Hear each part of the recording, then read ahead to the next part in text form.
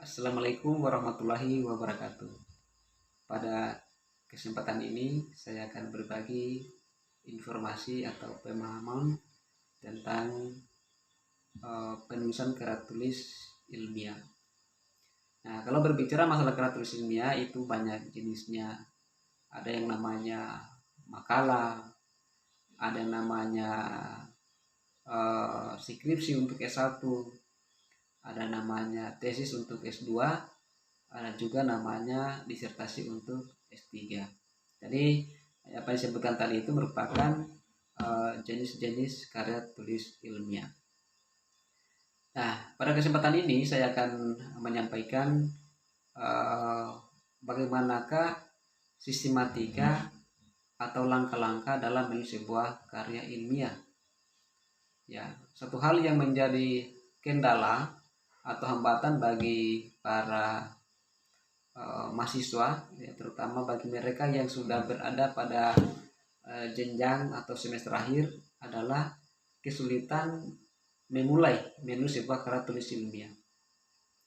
Apakah dari segi penentuan judul seperti apa, sistematikanya seperti apa yang harus dikerja, dimulai dari mana. Ini merupakan hambatan-hambatan oleh bagi mereka tentunya yang akan menyelesaikan studinya. Ya, tetapi kalau misalnya kita sungguh-sungguh mengikuti apa yang menjadi panduan suatu penyelesaian karya ilmiah, karena tentunya suatu instansi memiliki suatu panduan, ya, sebagai rambu-rambu yang harus diikuti bagi mereka yang akan menyelesaikan studinya pada perguruan tinggi tersebut. Nah, secara umum penulisan karya tulis ilmiah itu terbagi 3 bagian, ya, ada bagian depan, bagian tengah, dan bagian akhir atau belakang. Nah, seperti apakah pembagian-pembagian dari 3 bagian itu? Nah, pada kesempatan ini saya akan memulai pemahaman saya, penjelasan saya berkaitan dengan penulisan karya ilmiah dalam hal makalah. Nah, karya tulis ilmiah yang baik, yang lengkap, yang sempurna tentunya bukan dari sisi tebalnya atau seberapa tebal ya karya ilmiah tersebut, tetapi sebenarnya karya ilmiah yang baik, yang lengkap, yang sempurna itu adalah bagi mereka yang akan menyelesaikan studinya, yaitu karya ilmiah yang mudah dikerjakan dan dapat dipertanggungjawabkan tepat pada waktunya. Karena apalah gunanya sebuah karya tulis ilmiah yang tebal, misalnya ratusan lembar, tetapi kalau misalnya tidak diselesaikan tepat pada waktu. Karena mengingat kita juga di perguruan tinggi itu dibatasi oleh waktu, oleh ada masa studinya. Jadi kalau misalnya kita lewat dari masa studi yang telah ditentukan oleh suatu instansi perguruan tinggi, tentunya kita akan bisa dikeluarkan atau dikenal dengan istilah drop out, ya, seperti itu. Tentunya hal seperti ini adalah hal yang kita hindari, ya, sebagai mahasiswa.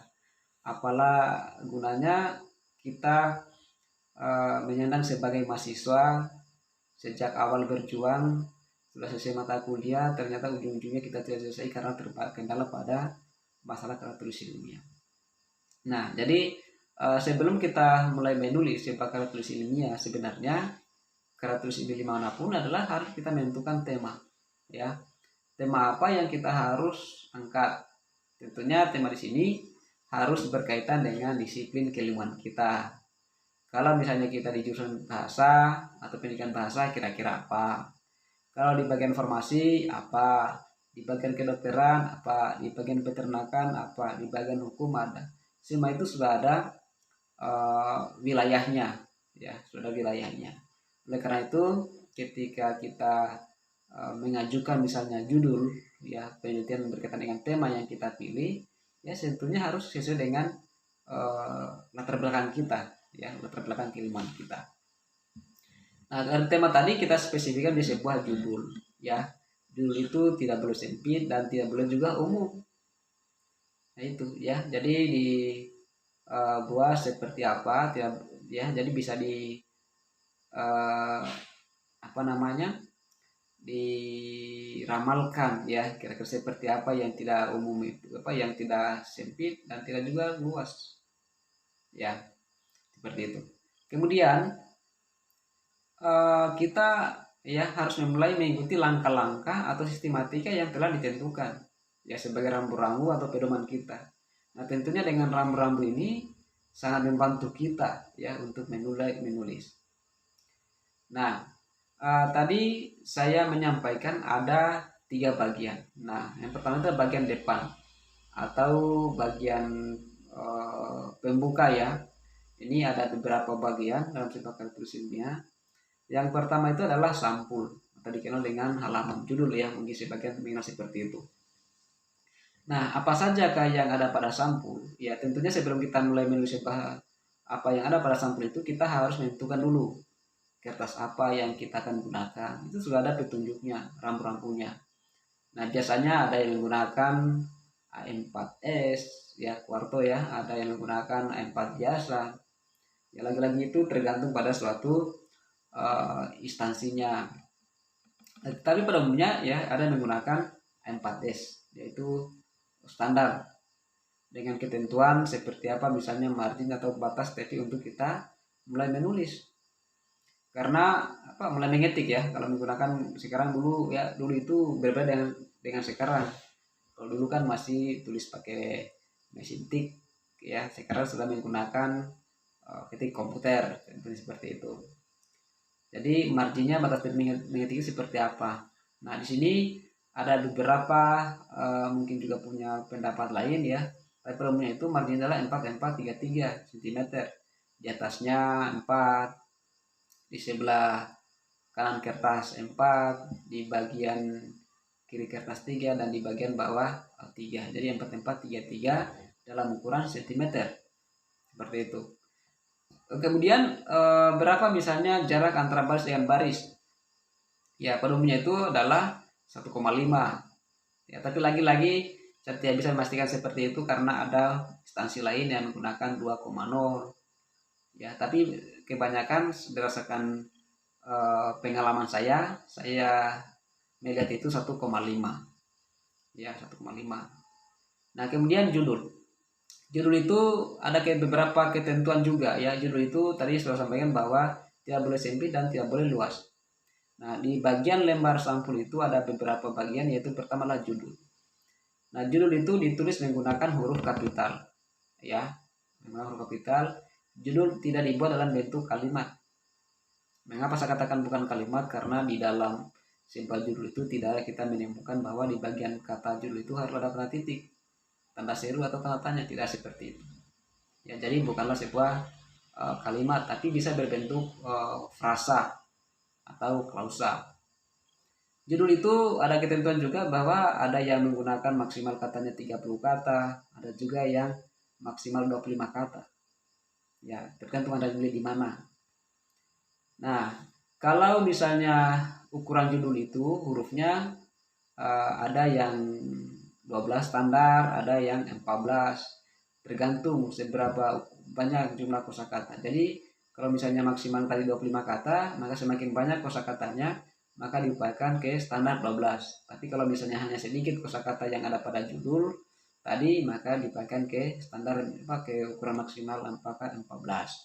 Seperti itu. Kemudian untuk jenis hurufnya tergantung juga ya, instansinya tentunya. Ini tidak bisa kita batasi. Ya, misalnya apakah menggunakan Arial kah, Calibri kah, atau Times Roman, silakan saja. Itu sudah ada petunjuknya lagi. Nah, kemudian di bawah judul itu ya ada logo. Logo ini merupakan lambang instansi di mana kita berada. Jadi kalau misalnya kita kuliah di Universitas Saloleo, tentunya kita harus menggunakan logo Universitas Saloleo. Tidak boleh kita kuliah di Universitas Saloleo menggunakan logo misalnya Mandala Waluya. Jadi harus memposisikan sesuai dengan di mana instansi kita berada.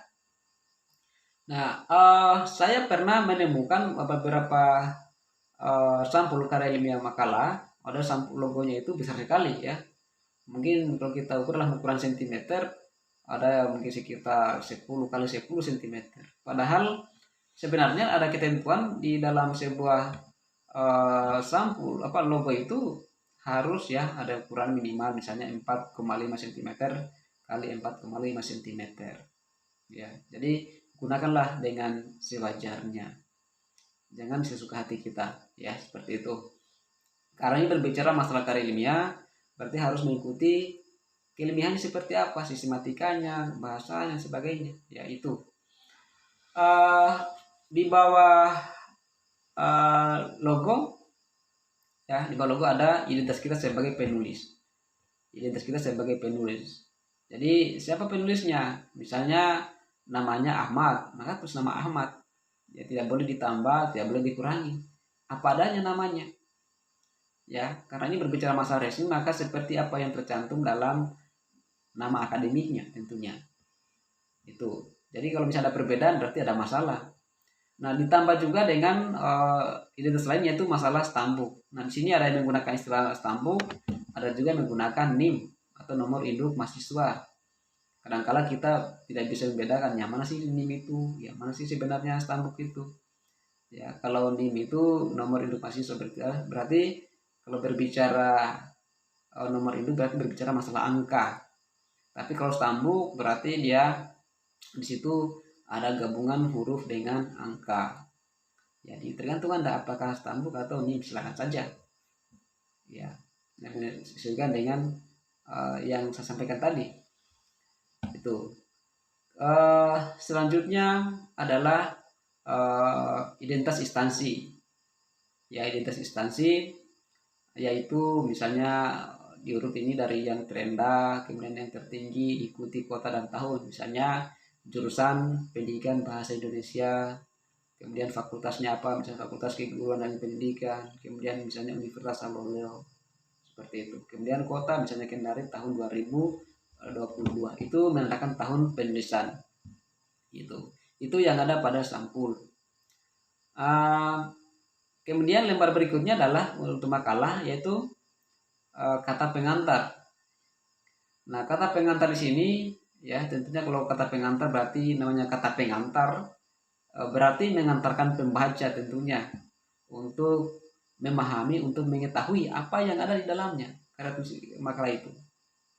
Jadi kalau kata pengantar itu ya tidak usah dibuat panjang tapi tidak jelas, tapi dibayangkan harus singkat, jelas, padat lah. Jadi kata pengantar itu minimal misalnya berupa gambaran rasa syukur kita kepada Tuhan Yang Maha Kuasa, kemudian gambaran isi dari apa yang kita tulis, kemudian harapan, misalnya kritikan, masukan dari pihak pembaca. Nah, itu lembar kedua setelah sampul. Kemudian lembar berikutnya adalah daftar isi. Nah, daftar isi ini memuat semua judul serta subjudul secara keseluruhan dalam karya ilmiah yang kita tulis. Apakah itu makalah misalnya, skripsi atau tesis, wajib dicantumkan daftar isi. Nah, apa kegunaan daftar isi ini? Ya, gampang saja sebenarnya ya, itu tujuannya adalah untuk mempermudah kita untuk melacak halaman berapa yang kita inginkan sesuai dengan daftar yang terdapat di dalam daftar isi tadi. Ya, kadangkala kita temukan di daftar isi itu misalnya bab 1 pendahuluan, 1 latar belakang, titik-titik, tapi tidak ada kejelasan halaman berapa dia. Ya, kalau misalnya seperti itu untuk apa? Jadi wajib diberi halaman. Sehingga kalau misalnya kita melacak seperti tadi itu, kita bisa dapat prediksi. Ya, oh ini halaman sekian. Seperti itu. Jadi kalau misalnya ketebalan sampai ratusan halaman, sangat menyusahkan kita untuk membuka lembar per lembar. Tetapi dengan daftar isi, ya kita dapat memprediksi bahwa halaman inilah ada pada halaman sekian. Ya, itu. Nah, di daftar isi itu ya isinya tadi saya sampaikan bahwa memuat semua judul serta subjudul secara keseluruhan dalam karya ilmiah itu. Jadi mulai dari halaman sampul misalnya, kata pengantar, daftar isi, lampiran jika ada, kemudian bab 1. Bab 1 itu apa saja subjudulnya. Misalnya bab 1 latar belakang pendahuluan, 1.1 misalnya latar belakang, 1.2 rumusan masalah, 1.3 misalnya tujuan, 1.4 manfaat. Itu wajib diberi halaman. Ya, beri halaman. Nah, kemudian kalau misalnya space 1 maka antara baris dengan baris, letter situ juga harus menyesuaikan, ya, menyesuaikan tentunya.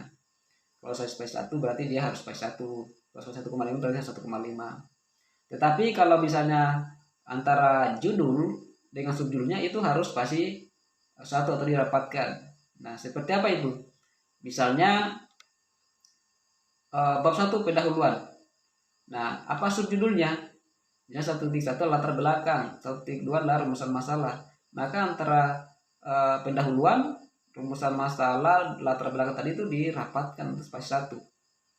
Itu. Ya, dan seterusnya sampai daftar pustaka lampiran jika ada.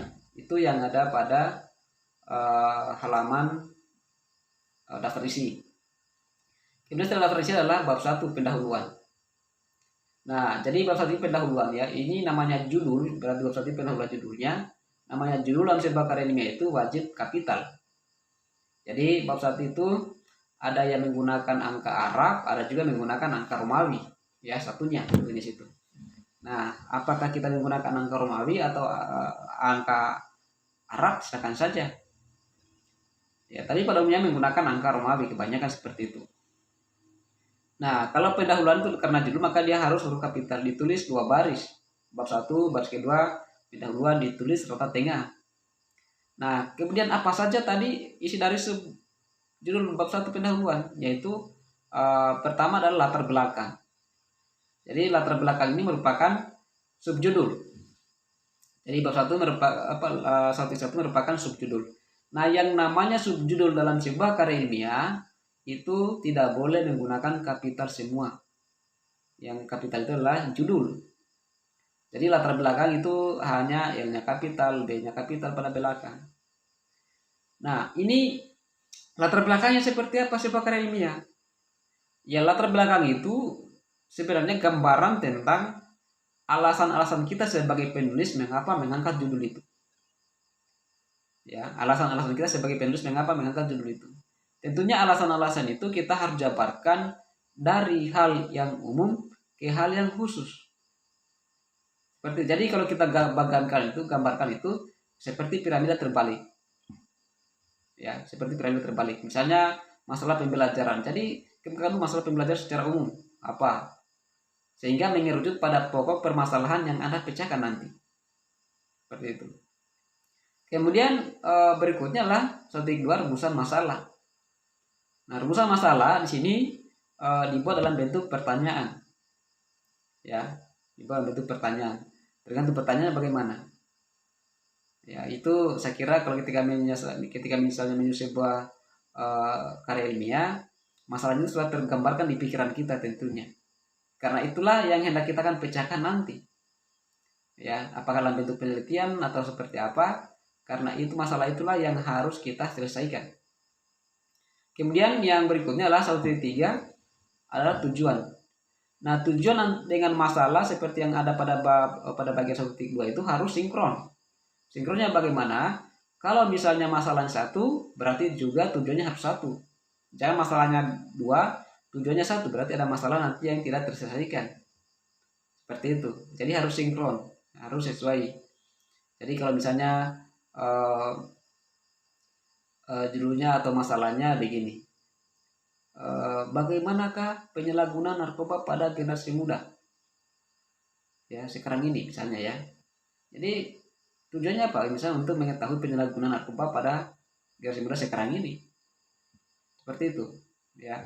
Kemudian manfaatnya apa? Manfaat ini 134 itu merupakan haknya si penulis, tergantung apa manfaat kira-kira yang didapatkan dari apa yang dituliskannya ini. Seperti itu. Jadi kalau bab 1 pemberian nomor halaman itu ya, bab 1 halamannya diletakkan di bagian tengah bawah. Sedangkan halaman kedua bagi sambungan dari bab 1, misalnya halaman kedua dicantumkan sebelah kiri kertas ya, kiri kertas atau kanan kita bagian atas. Halaman ketiga sambungan dari bab 1 masih tetap sama pada halaman kedua, itu dicantumkan sebelah kanan kita atas, kiri kertas atas ya. Seperti artinya kalau kiri kertas itu berarti ada di kanan kita, seperti itu. Nah, kemudian bab 2 adalah selama ini biasanya pada bab 2 itu adalah langsung pembahasan. Ya, tapi kalau sebenarnya itu adalah bab 2 adalah kajian pustaka. Nah, apa gunanya kajian pustaka dalam sebuah karya tulis ilmiah? Nah, kajian pustaka ini sebenarnya adalah sebagai fondasi atau dasar kita untuk memecahkan masalah yang ada. Kita tidak bisa memecahkan masalah tanpa ada punya dasar, tanpa ada pemahaman awal. Nah, saya berikan contoh, misalnya kita ingin meneliti tentang mutiara. Ya, begitu. Betapa begitu mahalnya mutiara. Ya, tetapi karena kita tidak punya pengetahuan tentang mutiara seperti apa modelnya, bentuknya seperti apa tadi ya, dan adanya di mana, tentunya kita tidak bisa meneliti tentang mutiara. Tapi kalau misalnya kita sudah punya pemahaman bahwa mutiara bentuknya seperti ini, adanya di laut, ya tentunya kita langsung ke laut. Ya, dari mana kita punya pemahaman tentang bentuknya mutiara adanya di laut? Tentunya kita dapatkan dari berbagai sumber informasi. Apakah itu pendapatnya para ahli yang tercantumkan di dalam, misalnya kita dapatkan dalam buku, dalam artikel, dalam jurnal, ya. Nah, pendapat-pendapat ini yang kita masukkan di dalam kajian pustaka tadi. Dan setiap kutipan yang menjadi sumber tadi, ya, kita harus masukkan di daftar pustaka. Itu sebagai referensi atau acuan, ya, harus wajib. Kalau tidak dimasukkan di daftar pustaka, maka itu namanya plagiat. Plagiat itu artinya mengambil karya orang lain, apakah sebagian atau seluruhnya, dan mengatasnamakan bahwa itulah karya kita, pendapat kita. Itu tidak diperbolehkan dalam istilah akademik. Ya, tidak diperbolehkan atau tidak diperkenankan. Jadi apapun pendapat yang kita kutip itu wajib dimasukkan di daftar pustaka melalui pengutipan sesuai dengan kaidah-kaidah akademik, ya, atau etika akademik. Nah, setelah itu, nah apa kira-kira tadi ya di dalam kajian pustaka itu harus relevan juga dengan judul tadi. Kalau misalnya judulnya bahaya narkoba pada generasi muda, maka yang menjadi kajian pustakanya apa? Jadi harus berkaitan dengan tentang narkoba. Misalnya konsep atau definisi tentang narkoba apa? Pendapatnya si A, si B, si C, pendapat si A, si B, si C tadi itu wajib dimasukkan di daftar pustaka. Kalau misalnya sumbernya dari buku atau internet atau yang lainnya. Nah, kemudian dari pendapat-pendapat tadi kita harus juga simpulkan itu. Kemudian apalagi misalnya jenis-jenis narkoba, si A, si B, si C, itu harus juga kita cantumkan. Kemudian apa bahaya narkoba, apa bahaya narkoba kira-kira apa, itu dimasukkan di kajian pustaka. Kemudian misalnya bagaimana pencegahan narkoba, itu juga harus dimasukkan di kajian pustaka. Sehingga dengan kajian tentang narkoba ini, mulai dari konsep tadi, jenis narkoba tadi, pencegahan narkoba, ya kita sudah pahami, sehingga dengan permasalahan yang ada tadi, misalnya bagaimanakah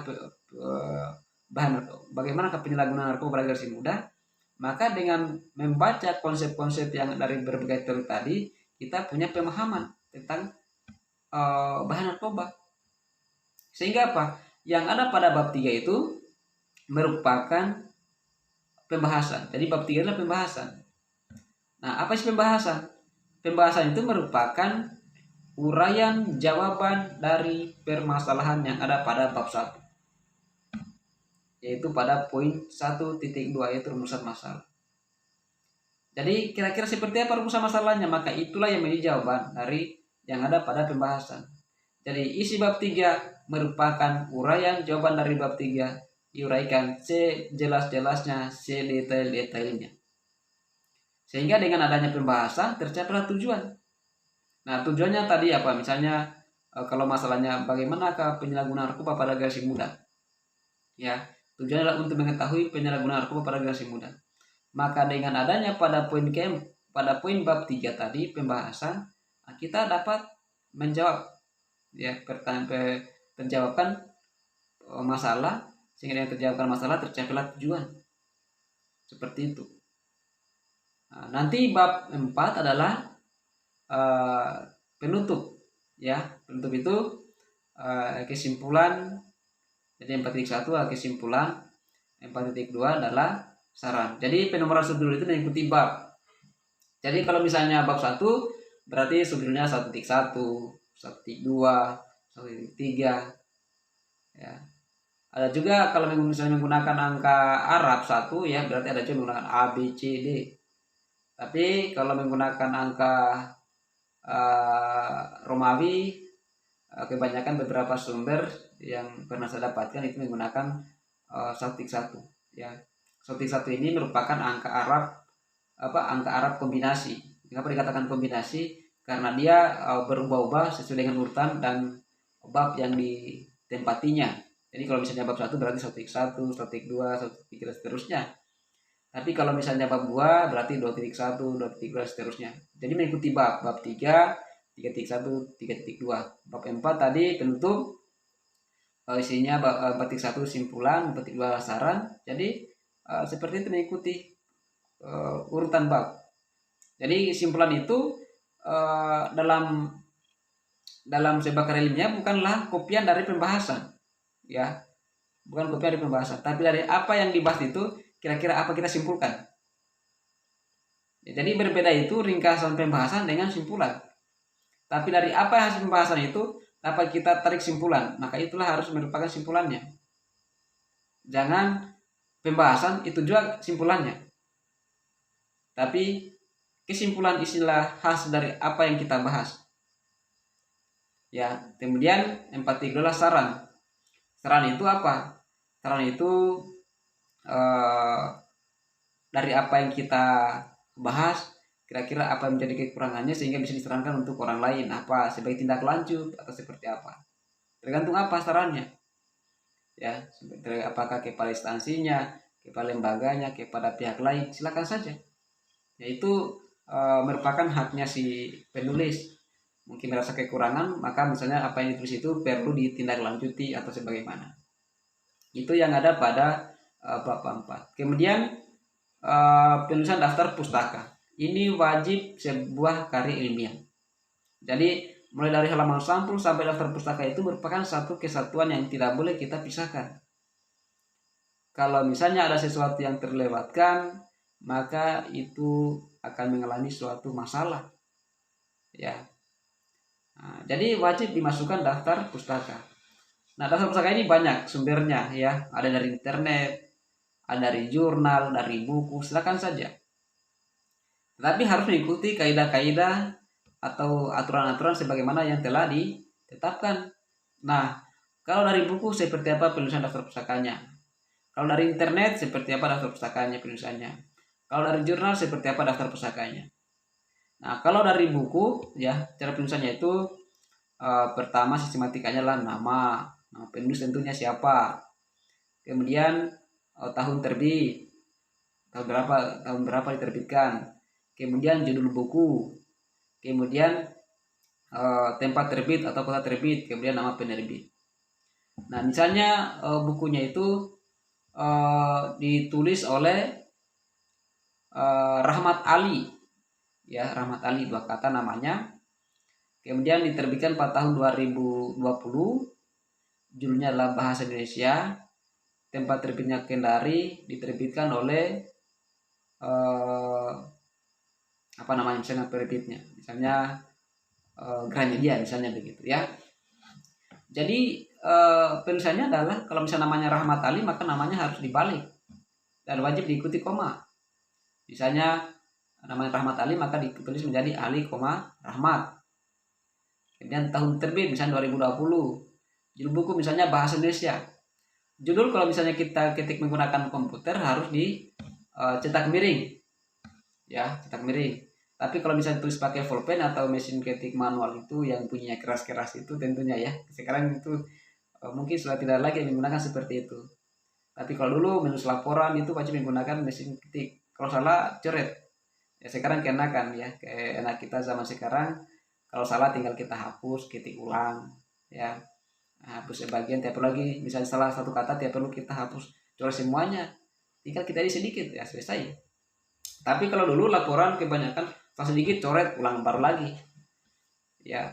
Nah, sekarang banyak laptop di mana ke warnet dan sebagainya sudah bebas kita mendapatkan informasi berkaitan dengan ilmu ya.